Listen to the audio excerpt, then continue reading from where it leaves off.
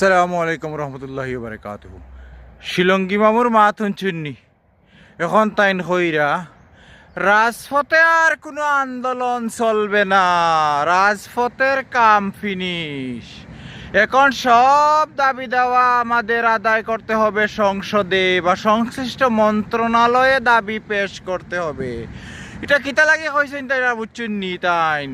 এখন তো তাইন গেছেন গিয়া ক্ষমতাত 5 বছরের লাগি, এখন তো তানার রাজপথর লাগতো না, তাইন ফাউরি লিজন 17 বছর।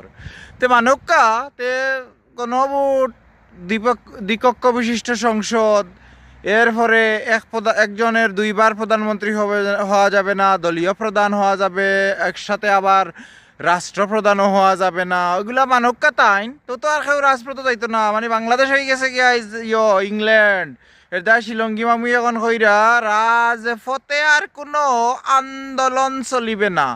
হাসিনা কিন্তু দিনের রাইতে এইগুলাও হইতো, তাই সংবিধান দিয়া মাইনসরে আটকাইয়া ফাওয়ে বেড়ি লাগাইয়া বুট বাট আইলে তো দেখছইন 3 মাস আগে তো বিএনপির জামাতর কর্মী সব গায়েব, বুটর কোনো খেমবাস নাই, খে গুট কর্তা কেন্দ্রর দিন আগে রাইত বুট শেষ।